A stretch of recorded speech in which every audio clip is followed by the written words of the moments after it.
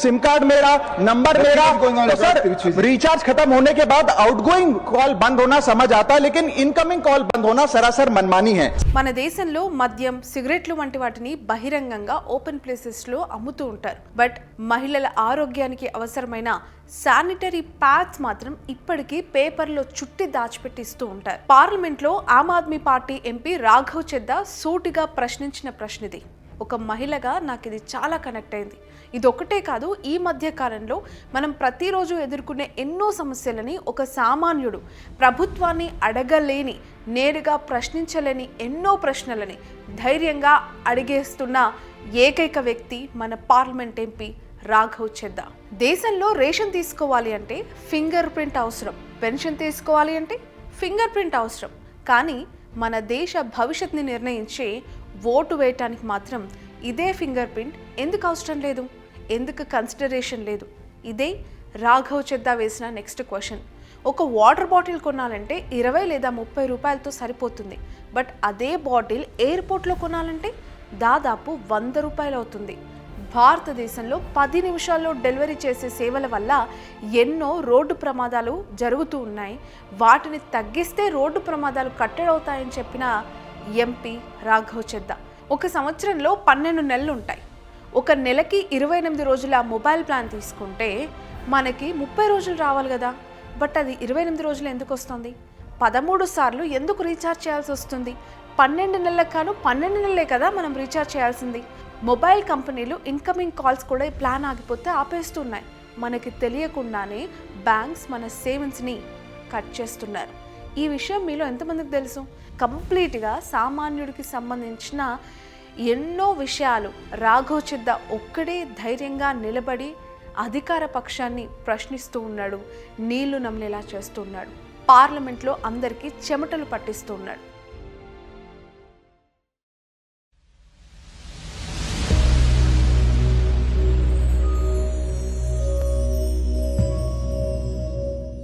First thing, mobile recharge issue.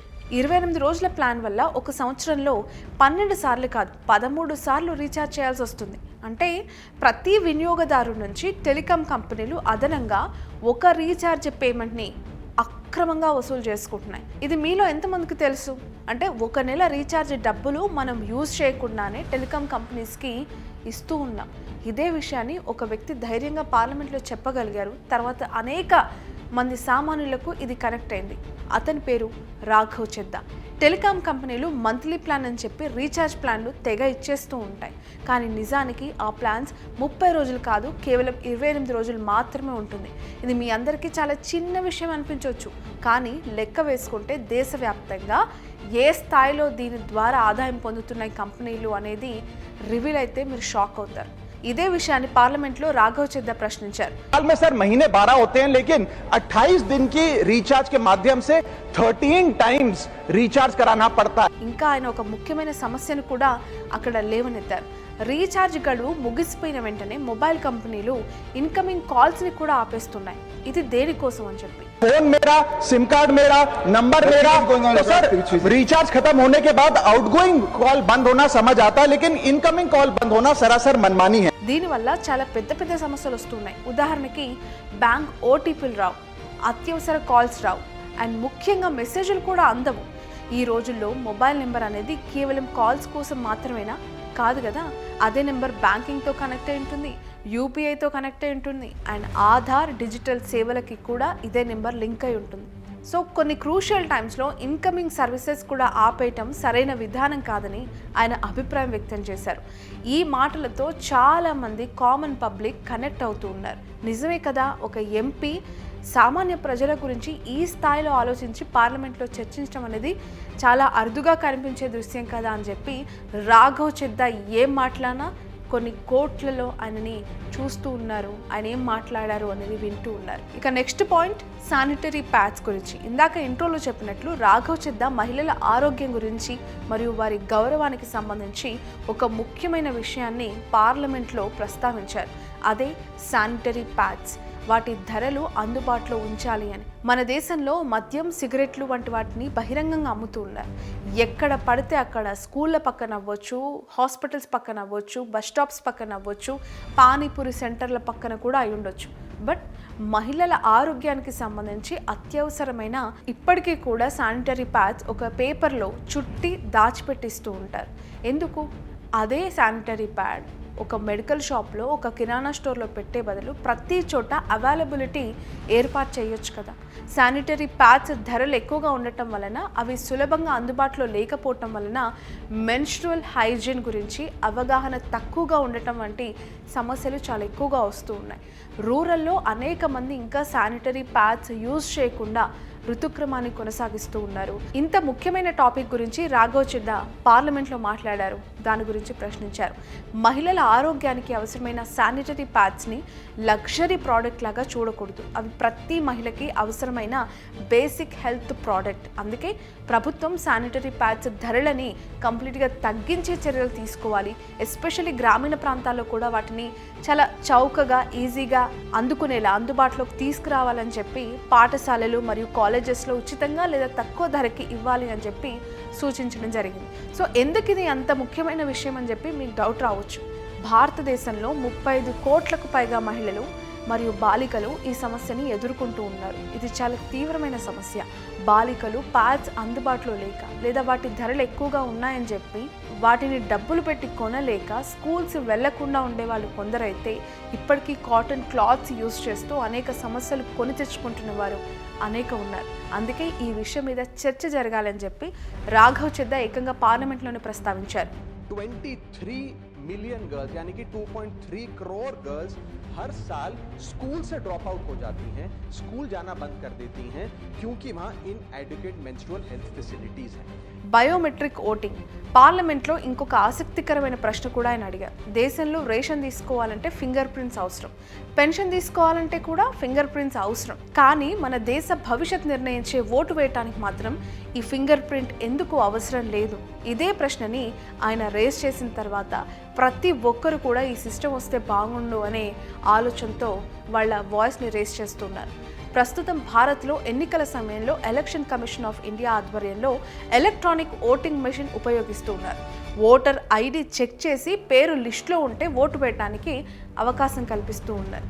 But కొన్ని సిచ్యువేషన్స్లో bogus voting and ఇతరుల పేరుతో దొంగ ఓట్లు వేయటం జరిగే అవకాశం ఉందని చెప్పి అనేక ఆరోపణలు వచ్చాయి. ప్రతి ఎన్నికల సమయంలో అనేక పార్టీలు దీని మీద క్వశ్చన్స్ రేస్ చేస్తూ ఉంటాయి. అందుకే ఈ కొత్త ఐడియా ముందుకొచ్చింది, అదే బయోమెట్రిక్ ఓటింగ్. ఇది చాలా స్ట్రాంగ్గా ఇంప్లిమెంట్ అవ్వాలని కోరుతూ ఉన్నారు రాఘవ్ చెడ్డా. పోలింగ్ బూత్ వద్ద ముందుగా ఫింగర్ ప్రింట్ స్కాన్ చేసి ఓటర్ డేటాబేస్తో మ్యాచ్ అయిన తర్వాతే ఓటు వేయటానికి అనుమతి ఇవ్వాలి. ఇలా చేస్తే నకిలీ ఓటింగ్ తగ్గుతుంది. ఒక వ్యక్తి 2 సార్లు ఓటు వేసే ఛాన్స్ ఉండదు అండ్ ఎన్నికలు మరింత జెన్యూన్గా మారి రిజల్ట్స్ అనేవి అక్యురేట్గా వస్తాయి అని చెప్పి. ఇప్పుడు ఇక్కడ ప్రశ్న మీ అందరికీ, ఎన్నికల్లో బయోమెట్రిక్ ఓటింగ్ తీసుకురావాలంటారా లేక ఇప్పటి విధానం కొనసాగిస్తే సరిపోతుంది అనుకుంటున్నారా? మీ అభిప్రాయాన్ని కమెంట్ సెక్షన్లో ఖచ్చితంగా మెన్షన్ చేయండి. 10 minutes delivery issue. Swiggy, Zomato యాప్స్లో కొన్ని వేల మంది యువత పనిచేస్తూ ఉన్నారు. సో వాళ్ళ గురించి ఇప్పటి వరకు దేశంలో ఏ రాజకీయ నాయకుడు కూడా మాట్లాడిన సందర్భం లేదు. ఇటీవల భారతదేశంలో 10 నిమిషాల్లోనే డెలివరీ చేసే సేవలు చాలా ఎక్కువగా పెరిగిపోయాయి. అనేక యాప్స్ తక్కువ టైంలో మీ ఇంటికి డెలివరీ చేస్తామని చెప్పి గ్రాసరీస్ని, యాప్స్ని డెవలప్ చేస్తూ బ్లింకిట్ అని, జెప్టో అని పేర్లు పెట్టి కొనసాగిస్తూ ఉన్నారు. జస్ట్ 10 minutes, జస్ట్ 15 minutes చేస్తామని తెగ యాడ్ క్యాంపెయినింగ్ కూడా చేస్తున్నారు. సో దీనిపైనే ఆందోళన వ్యక్తమవుతుంది. అదేంటంటే 10 నిమిషాల్లో డెలివరీ లక్ష్యం అనేది డెలివరీ బాయ్స్ పైన తీవ్రమైన ఒత్తిడి పడుతుంది. ఖచ్చితంగా వాళ్ళు డ్రైవింగ్ చేసేటప్పుడు ఆ ఎఫెక్ట్ని వాళ్ళు బేర్ చేస్తారు కాబట్టి ఫాస్ట్గా వెళ్ళాలనుకుంటారు. రోడ్స్ సరిగా లేని చోట్ల అనేక యాక్సిడెంట్స్ అయ్యి వాళ్ళు ప్రాణాలు కోల్పోయే అవకాశం ఉంటుంది. కాబట్టి దీన్ని మార్చాల్సిన అవసరం ఉంది అని చెప్పి రాఘవ్ చెడ్డా 10 minutes ఈ యాప్స్ పైన చాలా స్ట్రాంగ్గా తన వాయిస్ని వినిపించారు.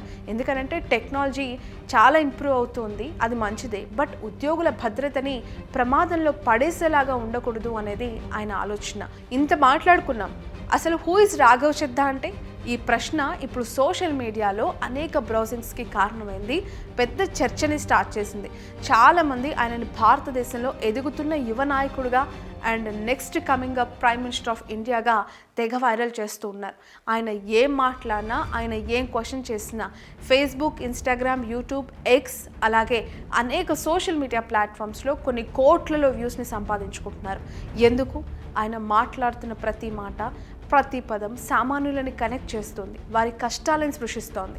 పార్లమెంట్లోని లోక్సభ, రాజ్యసభలో ఇప్పటి వరకు ఏ ఎంపీ కూడా టచ్ చేయని, ప్రస్తావించని అనేక అంశాలని రాఘవ్ చెద్దా మాట్లాడడమే ఈ అంతటికీ కారణం. అసలు రాఘవ్ చెద్దా డీటెయిల్స్ ఏంటి?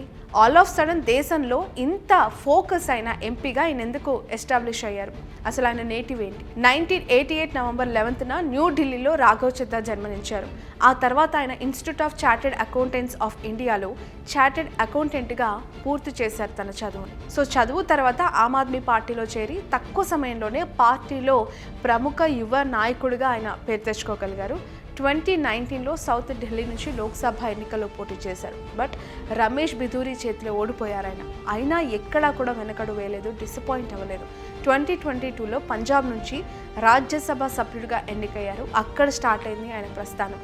ప్రతి సందర్భంలో కూడా ప్రజల కోసం, సామాన్యుల కోసం నేనేం మాట్లాడితే వాళ్ళకి న్యాయం జరుగుతుంది, ఏ సెక్టార్ వాళ్ళు ఇబ్బందుల్లో ఉన్నారో, ఎవరు తమ బాధలని దేశవ్యాప్తంగా అనేక సమస్యలు ఎదుర్కొన్న వాళ్ళు పార్లమెంటు వరకు తీసుకురాలేకపోతున్నారు అనే విషయాలపైన ఆయన చాలా గట్టిగా మాట్లాడుతూ ఉన్నారు. అందరి దృష్టిలో కూడా ఆ సమస్యను ఉండేలాగా ప్రతి రాష్ట్రంలో కూడా ఈ పర్టికులర్ టాపిక్స్కి సంబంధించి ఎంతో కొంత న్యాయం జరిగేలాగా తన స్పీచెస్ అన్నీ కొనసాగుతున్నాయి. రాఘవ్ చెద్దా అడుగుతున్న లేదంటే ప్రశ్నిస్తున్న ప్రతి ప్రశ్నకి ఒక్కరు కూడా సమాధానం చెప్పలేక నీళ్లు నములుతున్నారు అని అంటే అర్థం చేసుకోవచ్చు ఆయన రేస్ చేస్తున్న క్వశ్చన్స్ యొక్క ఇంపాక్ట్ ఏ స్థాయిలో ఉందో. కంప్లీట్ వీడియో చూశారు కదా, మీకేమనిపిస్తుంది? ఇలాంటి ప్రశ్నలు అడిగే కొత్త నాయకులు, కొత్త రక్తం మన భారతదేశ రాజకీయాలకి అవసరం ఉందా లేదా? Comment section is open for you. Let's comment.